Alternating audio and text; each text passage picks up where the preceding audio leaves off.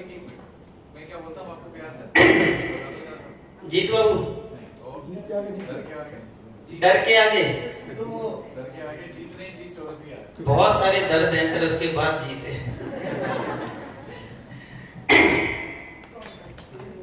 थोड़ी आवाज ज्यादा लग रही है, अभी ठीक है? चलिए, तो मेरे बारे में शायद बहुत सारे लोग जानते हैं, है ना? तो देखिए, वहां तूफान भी रुक जाते हैं जहां कश्तियां जिद में होती हैं, है ना? इसलिए जुगनू से उम्मीद जगाते रहो, एक दिन उजेला हो जाएगा।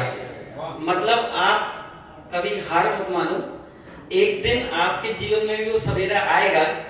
और ये जो मौका है ना यहाँ आने का, ये जो फियर है, पहले तो ऐसे कांपते थे हाथ, और अभी मैं कब से इंतजार कर रहा था, मांडव में भी मौका नहीं मिला, उस समय से इंतजार कर रहा हूँ।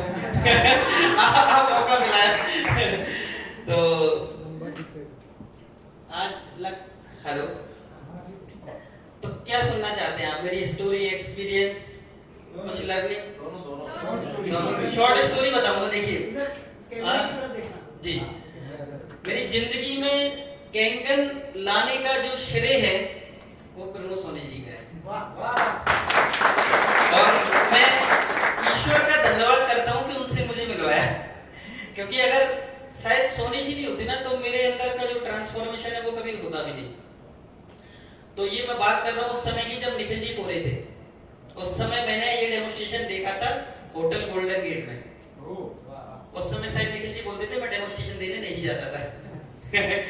तो उस समय डेमोस्ट्रेशन देखा था 2018 में, लेकिन ज्वाइन नहीं किया। मैंने सोनी जी से बोला, मैंने कहा सर इधर एक ग्लिस्टर बिकता नहीं 150 रुपए का, और आप बात कर रहे हैं 1.5 लाख रुपए की मशीन बेचने की। मैंने कहा सर हो गया अपना, रहने दो। फिर कुछ दिन बाद सोनी जी ने मुझे बुलाया, इनवाइट किया, और मैं देखने आया। तो वो जो केमिकल्स निकाल के वहां जो दिखाई थे ना, वो जो मैंने टेस्ट किया था खाना, बस उसके बाद मैंने जान लिया था कि मैं अपनी फैमिली को नहीं खिलाऊंगा। डिसीजन लिया, लेकिन पैसे थे नहीं, है ना? तो मेरा जॉब आ गया अपने में, रेलवे में लोको पायलट का लेटर आ गया, मैं चला गया। उसके बाद सोनी जी को बोलने की जरूरत नहीं पड़ी, मैंने खुद पैसे उधार लिए। जैसे ही मेरा कंप्लीट हुआ ट्रेनिंग, मैंने पैसे उधार लिए और मैंने मशीन खरीद लिया। और मशीन खरीदने के बाद मैंने सोनी जी से बोला कि सर ये मशीन तो फायदा देगी, अपन क्या कर सकते हो बताइए। और मैंने बोला था हम यहाँ सक्सेस होना है, क्योंकि पिछला जहां पर भी हमने काम किया, पैसा नहीं बनाया, बहुत कुछ मोटिवेशन था, लर्निंग नहीं थी लाइफ में। तो सोनी जी जैसे गुरु मिले, फाइन ट्यूनिंग हुई मेरी, और कोविड आ गया, कुछ हुआ नहीं। सोनी जी आए एक दिन और एक मशीन सील आउट करके चले गए। उस दिन मुझे पता चला सुनने की कला क्या होती है, क्योंकि एक पहला डेमोस्ट्रेशन देने आए और उन्होंने 3.5 घंटे सुनाया, और मैं तो मत्था पकड़ के बैठ गया था। लेकिन सोनी जी सुनते रहे इतनी पेशेंस के साथ में, और वो मशीन हमारी 1 घंटे में क्लोज हो गई। इनफैक्ट हमको डांट पड़ी थी पैसे लेने आप इतने लेट क्यों आए, है ना? वो एक्सपीरियंस हमेशा याद रहेगा हमको। पहली मशीन मेरे जीवन की, और सच बताऊं उसमें सोनी जी कभी आए नहीं। क्योंकि कोविड आ गया था, और मैंने मशीन वहां पे नागपुर में मंगा ली थी। और उसके बाद जैसे ही कोविड आया तो हमने सिर्फ लर्निंग चालू कर दी थी। और लर्निंग करते करते फिर क्या हुआ कि मेरे ब्रदर की शादी है, और मुझे लगा कि मैं डबरा में काम कर लूं। तो मेरे ब्रदर ने बोला, सब लोग मेरे खिलाफ तो थे, उन्होंने बोला जीवन में कोई मशीन बेच ले, तू तो नहीं बेच सकता, इस बात की गारंटी है। तो आप विश्वास करोगे मेरी नौकरी को सिर्फ 3 महीने हुए थे, और मैं 3 महीने जॉब पर नहीं गया, सेंट्रल गवर्नमेंट की जॉब लोको पायलट की।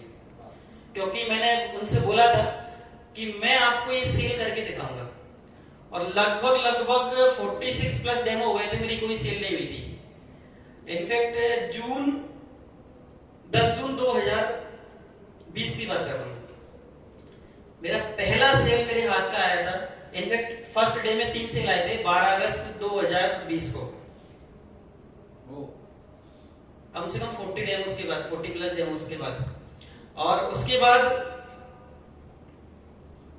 पहला जो पेमेंट बना 96,000। उसके बाद जो कोविड रहा तो काम तो कुछ हुआ नहीं। नागपुर गया, तकरीबन 1.25 साल तक कोई मशीन ही नहीं निकली, और वहां लगभग 125 डेमो कर चुका था मैं। तो वहां मैं सोनी जी से बोलता था, सर मुझे डबरा में काम करने दो, यहाँ कुछ नहीं होगा, यहाँ के लोग कभी नहीं मानेंगे। लेकिन अपनी भी बात हुई। हाँ, तो नहीं आपसे नहीं, आपसे तो बहुत बातों में लगा।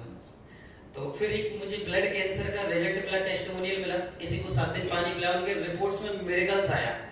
तो पहली मेरी सेल नागपुर में हुई थी, और उसके बाद भी बहुत सारे चैलेंज आ रहे थे। लेकिन उससे पहले एक घटना हुई थी, जब ये 125 डेमो करने के बाद जब कोई ले नहीं रहा था ना, तो मैंने सोनी जी से एक डिसीजन लिया था। उस समय हो रहा था रात को 1:11, और मैं कहाँ खड़ा था मुझे भी याद है। मैंने बोला था, सर अब मैं करके दिखाऊंगा, और यही करके दिखाऊंगा, और मैं आपको वादा करता हूँ।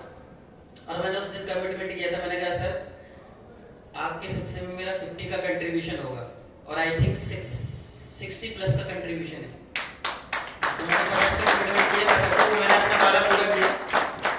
और वहां से मेरी जो शुरुआत हुई गुरु दक्षिणा ट्रांसफॉर्मेशन की जो शुरुआत हुई ना, उसके बाद ये कारवा चलता चला गया। फोरे के बाद अतुल जी मिले, ग्वालियर में बहुत अच्छा काम हुआ। फिर उसके बाद नागपुर में भी अच्छा काम हुआ, और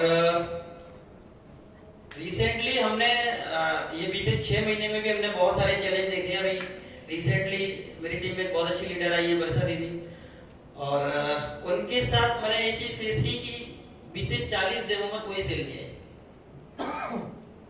और कहीं ना कहीं उनका भी फ्रस्ट्रेशन लेवल बढ़ रहा था। और सच बताऊं तो मैं भी कुछ ना कुछ फील कर रहा था, लेकिन मुझे पता था जब मैं इस लेवल पे खड़ा हूं तो काम तो होता है, लेकिन क्या नया करूं। रोज एक नया सोचता था, रोज एक नया सोचता था कि और क्या करूं। सर से पूछता था और क्या अपग्रेड करूं, और क्या अपग्रेड करूं। तो वो माइंड सेट चेंज करना जब चालू किया हमने, तो फिर हम एसडी नहीं है, वो हम क्रिएट कंटिन्यू बेच रहे है ना, और बहुत अच्छा काम चल रहा है। और इस तरीके से क्रिएट की माइंडसेट पे कैसे आप बताओ।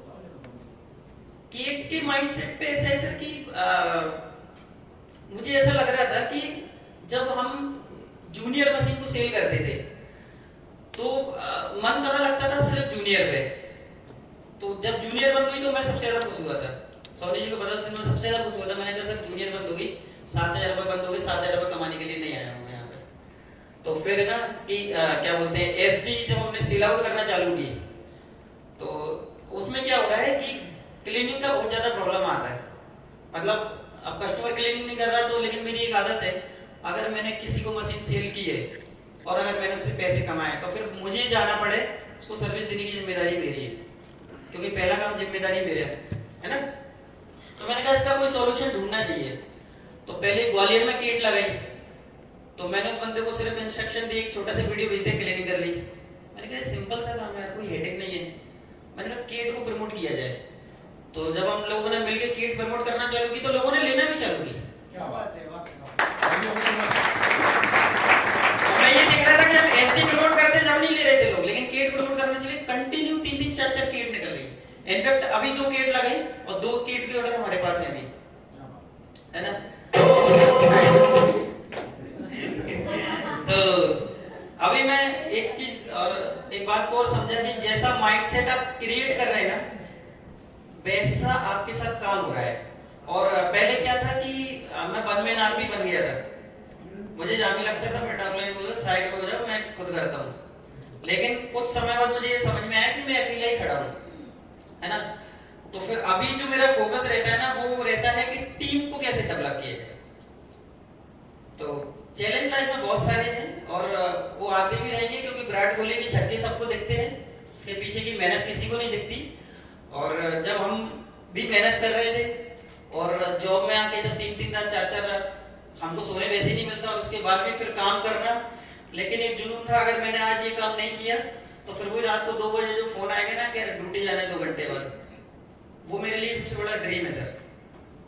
उसको दूर करना ही मेरा ड्रीम है। तो आज मैं कई बार सोनी से बोलता हूँ कि सर छोड़ दूं क्या जॉब, मुझे डांट पड़ जाती है। तो हालांकि मैं अपनी जॉब से कई गुना ज्यादा पैसा बना रहा हूँ आज की डेट में, है ना। इनफैक्ट इस महीने भी मैंने 1,60,000 से ऊपर बनाया है पैसा। तो अभी एक मशीन नहीं चली, वो मेरा जाता तकरीबन 2.5 लाख रुपए।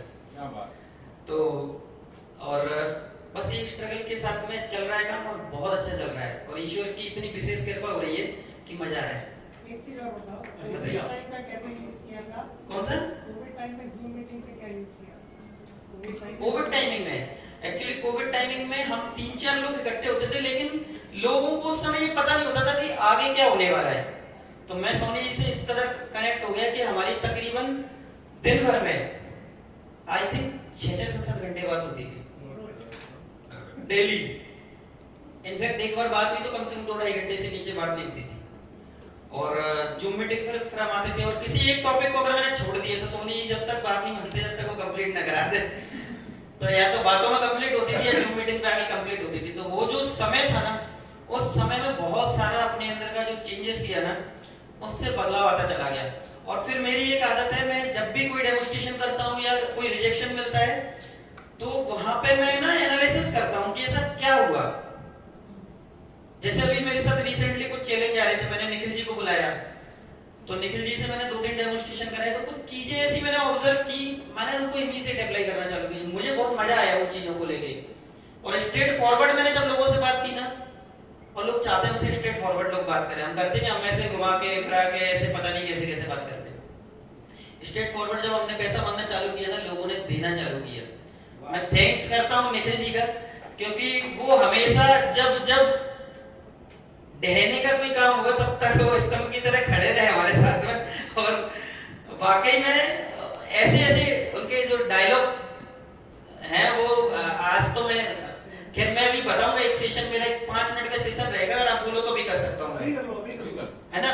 कोई एक नया पर्सन है, मुझे एक सेशन करना है छोटा सा, इसने हमारी टेट की बहुत रिजल्ट को निकाला है, मतलब टेट की सेल दी है।